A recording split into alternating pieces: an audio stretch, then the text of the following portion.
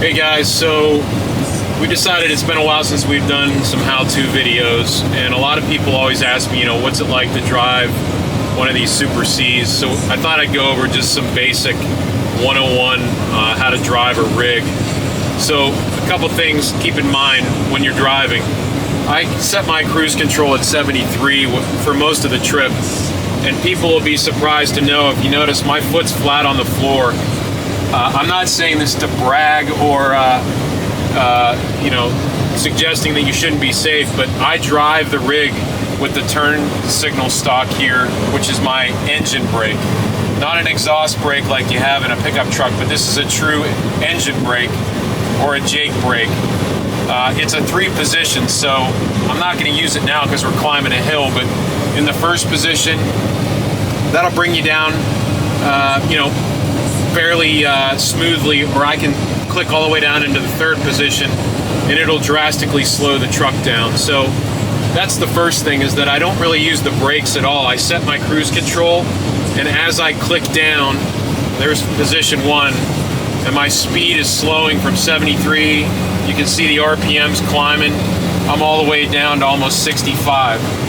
When I click back up into the off position, it re-engages the cruise control, which is indicated by this light here. So that's the first thing.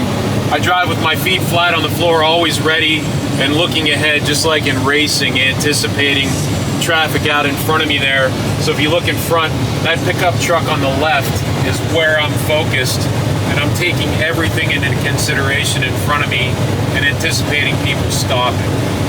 The other thing is, these mirrors on my hood show me my blind spots as this car's passing me on the left. I'm always watching those mirrors. People love to cruise alongside you here as you're going in the highway. I'm always looking up above here too. We got the Bronco in the tow mirror.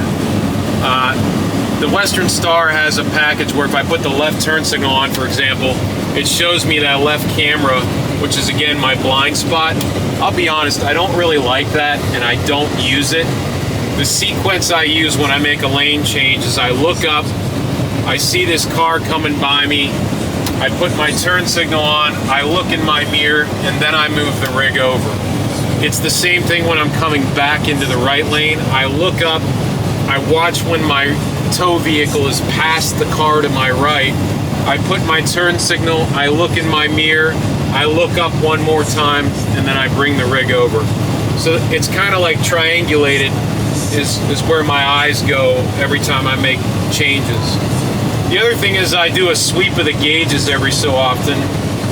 Oil pressure, transmission temp, my water temp, and my oil temp and pressure, excuse me. My brake pressure is important too. I always look and make sure that both those gauges are over 100. That's going to send air into my braking system and the tow vehicle as well. And then the last one I look at is my airbags in the rear axles. That usually hovers somewhere between 40 and 100 PSI.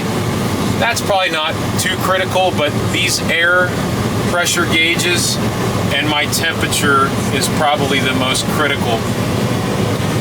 Over on this side of the dash, this is just headlights, driving lights, clearance lights, docking lights when I pull in, and then of course my air brake pulls for the tow vehicle and the main chassis.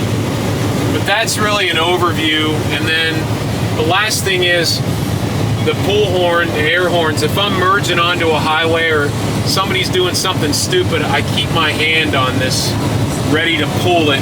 That'll really get people the hell out of your way.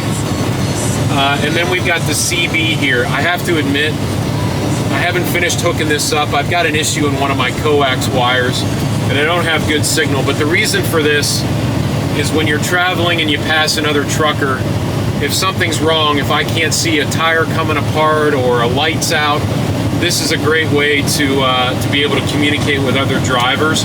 Now look, I just clicked down. Now I'm all the way down on the 3rd position. I'm not even stopping, no brakes, and now I'm back up to the 3rd position.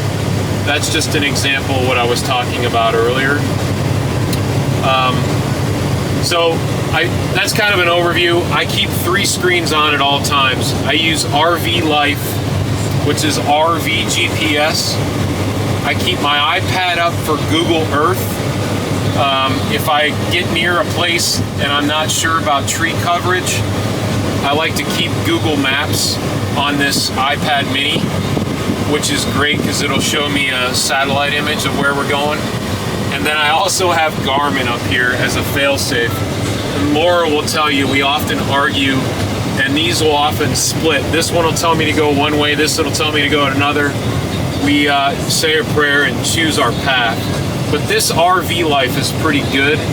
That has my statistics in it, my height, my weight, my length, and it keeps you out of trouble for the most part. You get into trouble every once in a while and you just got to use your judgment. I'm at the stage now where if something's going on and I don't like it, I pull off, pull the air brake, call a state trooper.